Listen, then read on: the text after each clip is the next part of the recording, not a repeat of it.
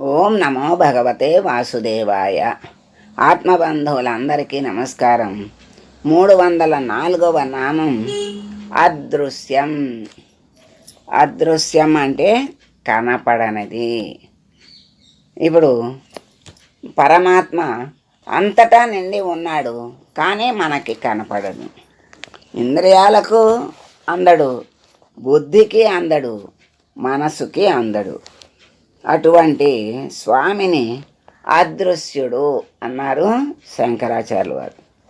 ఆ స్వామి అతీంద్రియుడు అంటే ఇంద్రియాలకు అందనివాడు, అగోచరుడు, మన కంటికి కనిపించని వాడు. యా చక్షున్న పశ్యతి, ఆ స్వామిని మన కన్ను చూడలేదు అని వేదవాక్యం చెప్తోంది. ఈ చర్మ చక్షువులకి అంతర్యామిగా ఉన్నటువంటి పరమాత్మను చూసే శక్తి సామర్థ్యాలు లేవు.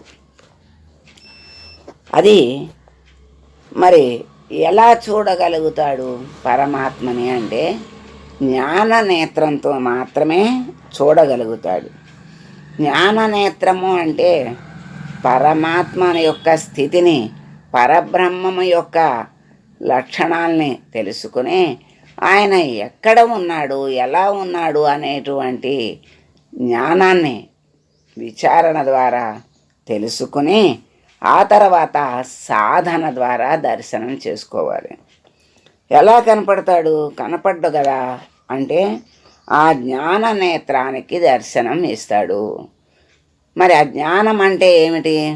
పరమాత్మ అన్నింటిలోనూ ఉన్నాడు, అంతర్యామిగా అంటే కనపడకుండా దాగి ఉన్నాడు పరమాత్మ. అటువంటి దాగి ఉన్న పరమాత్మని తెలుసుకోవటమే జ్ఞానం. ఆ తెలుసుకున్న దానిని మనం అన్నింటిలో అందరిలో చూడటమే ప్రజ్ఞానం. అది మరి విజ్ఞానం అంటే అలా సాధన చెయ్యటమే విజ్ఞానం, చూడటమే ప్రజ్ఞానం. అదే పరబ్రహ్మ స్వరూపం. ప్రజ్ఞానం బ్రహ్మ అన్నారు. అది వేదవాక్యం. అంతటా నిండి ఉన్నప్పటికీ కూడా మరి మన బుద్ధికి కానీ, మనస్సుకు కానీ, ఇంద్రియాలకు కానీ అందడు కనుక ఆయన్ని అదృశ్యుడు అన్నారు. మరి పరాశర భట్టరు, సత్యసంధులు కూడా ఈ అర్థాన్ని వ్యక్తీకరించారు. విజ్ఞులు స్వామిని ఓం అదృశ్యాయ నమః అని ప్రశంసిస్తూ ఉన్నారు. మరి ఇంకొక అర్థం కూడా తెలుసుకుందాం.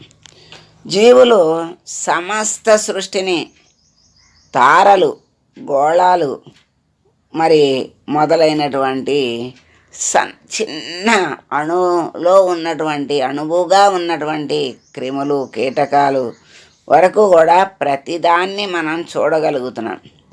మరి ఆ గ్రహాలను, గోళాలను కూడా దానిని చూడగలిగేటువంటి పరికరం ద్వారా చూడగలుగుతున్నాడు, పరీక్షిస్తున్నాడు మానవుడు. మరి వాటన్నిటినీ కూడా గ్రహించగలుగుతున్నాడు. కానీ పరమాత్మ అన్నిటి యందు ఉన్నాడు. పరమాత్మ ఉన్నప్పటికీ కూడా ఆయన మాత్రం మనకు అదృశ్యునిగానే ఉన్నాడు. అటువంటి పరమాత్మను మనం కనపడేటట్లుగా చేసుకోవాలి. మహానుభావులు, మహారుషులు ఆయన్నే తపన అంటే తపస్సు చేసి ఆయన నామాన్నే స్మరించి తపించి తపస్సు చేసి ఆయన స్వరూపాన్ని దర్శించగలిగారు. అటువంటి సాధన, తపన ఉన్నవాడు ఎప్పటికైనా భగవంతుణ్ణి దర్శనం చేసుకోగలడు.